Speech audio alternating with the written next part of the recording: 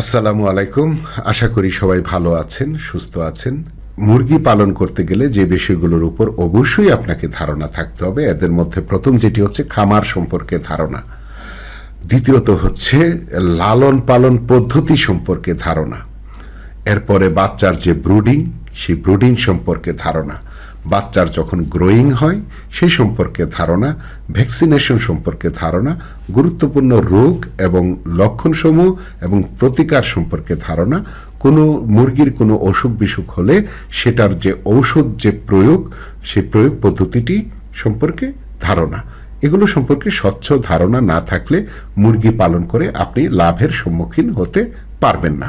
তো সাধারণত আমরা মুরগি যে লালন পালন করি, কি ধরনের মুরগি লালন পালন করি, যেমন অনেকে দেশি মুরগি লালন পালন করি, ব্রয়লার মুরগি লালন পালন করে থাকি, সোনালী মুরগি লালন পালন করে থাকি, টাইগার মুরগি পালন করে থাকি, কক মুরগি পালন করে থাকি, বিভিন্ন ধরনের শৌখিন মুরগি আছে সেগুলো পালন করে থাকি, বা অনেকেই ডিমের জন্য লেয়ার মুরগি পালন করে থাকি।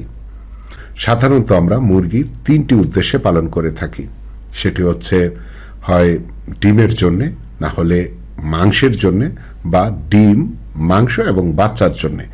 এগুলো আমরা উৎপাদন করে থাকি।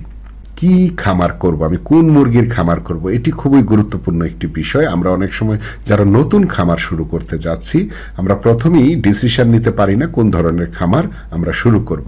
আমরা অনেক সময় জানি না কি ধরনের খামার তৈরি করব, শেডটা কীরকম হবে, কত মুরগির জন্য কত স্কোয়ার ফিট জায়গা লাগবে, খামারের ঘর বা আকৃতি বা শেডের আয়তনটা কতটুকু হবে, আমি যে এলাকায় খামারটি করতে চাচ্ছি সেই এলাকায় ভ্যাকসিন পাওয়া যায় কিনা, সেই এলাকায় উন্নত জাতের বা উন্নত মানের বাচ্চাগুলো পাওয়া যাবে কিনা, এরপরে এইগুলো রোগ হলে আমি ডাক্তারের সাথে যোগাযোগ করতে পারবো কিনা, এই বিষয়গুলো হচ্ছে খামার সম্পর্কের ধারণা। সবচেয়ে ইম্পর্টেন্ট যে জায়গাটি সেটি হচ্ছে যে মার্কেটিং সম্পর্কে ধারণা।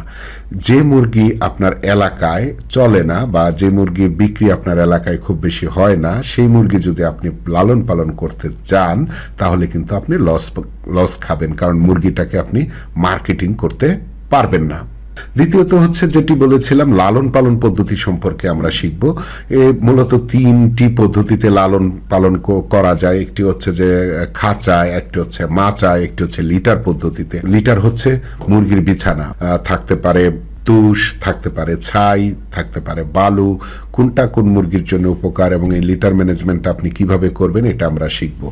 আমরা শিখব যদি খাঁচায় মুরগি পালন করতে চাই তাহলে সেই খাঁচাটা কেমন হবে, খাঁচার আয়তনটা কেমন হবে।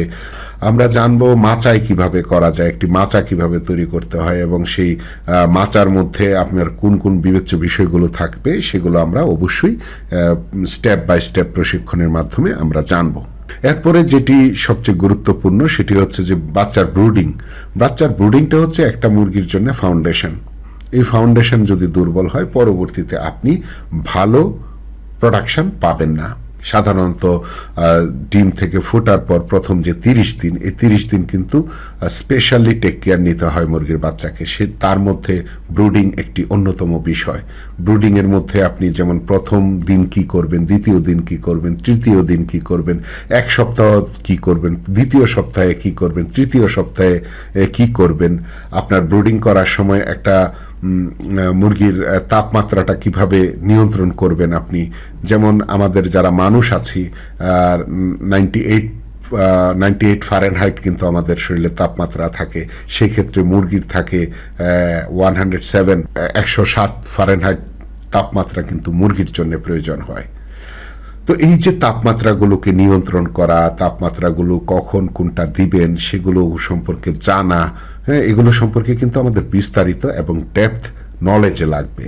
আমি যদি না জানি তাহলে কিন্তু আমি অবশ্যই আমার খামারটিকে সুষ্ঠুভাবে পরিচালনা করতে পারবো না বা করতে ব্যর্থ হব। এই বাচ্চার ব্রুডিংয়ের উপরেই কিন্তু অনেকগুলো ক্লাস থাকবে, যে এই বাচ্চার ব্রুডিংটা কিভাবে করা হয়, একটা মুরগির ওজন কতটুকু হয়, 30 থেকে 35 গ্রাম ওজন হয় একটা মুরগির বাচ্চার। দেশি মুরগির হলে 28 থেকে 30, এবং যদি এটা কোয়েলের বাচ্চা হয় 7 থেকে 8 গ্রাম হয়। তাদের যে তাপমাত্রাটা প্রয়োজন সেটি কিন্তু তারা জেনারেট করতে পারে না, তখন কিন্তু আমাদের ব্রুডিং করতে হয় বা তাপমাত্রা কৃত্রিমভাবে দিতে হয়। বা খামারে বাচ্চা আনার আগে কি করবেন, বাচ্চা আনার পর কি করবেন, সেগুলোর সেগুলো বিষয়ে কিন্তু ডেপথ নলেজ আমাদের লাগবে, এবং এই নলেজগুলো আমি আপনাদেরকে শেয়ার করব।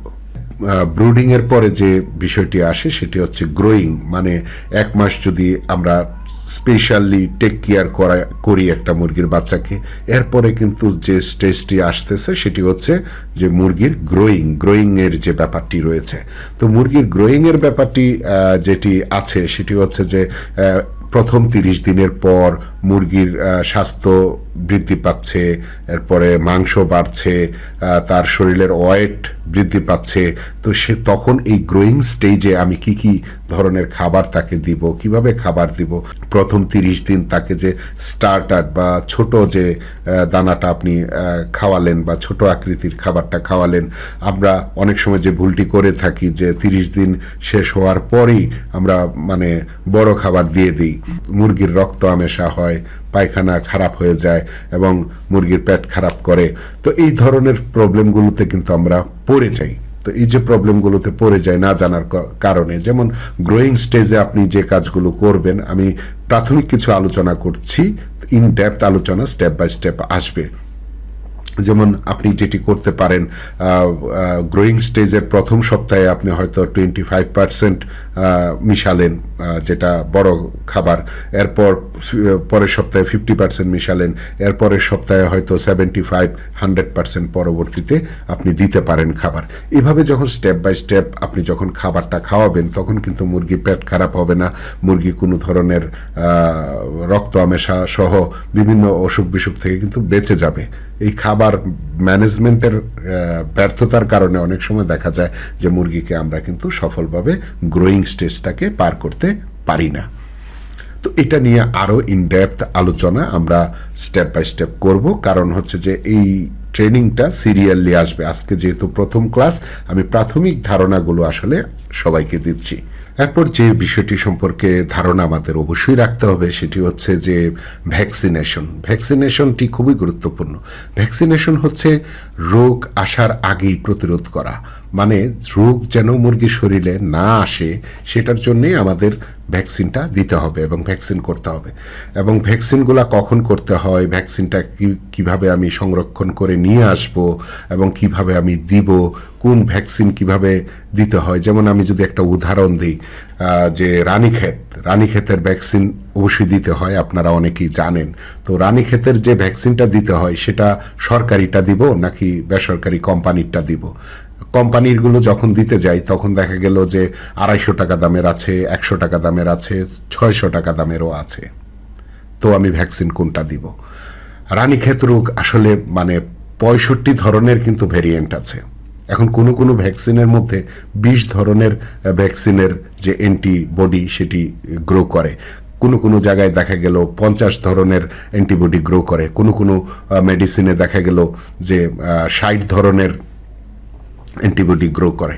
তো আমরা আসলে কোনটা দিব, কোন রানীক্ষেতের কোন ভ্যাকসিনটা দিয়ে আমি মোটামুটি নিরাপদ বোধ করব, এই বিষয়গুলো আমাকে বিস্তারিত কিন্তু জানতে হবে। তো এই বিষয়গুলো নিয়ে আমরা ইনডেপথ আলোচনা করব পরবর্তী ভিডিওগুলোতে। এরপর আমরা যেটি জানব সেটি হচ্ছে ঔষধ পরিচিতি।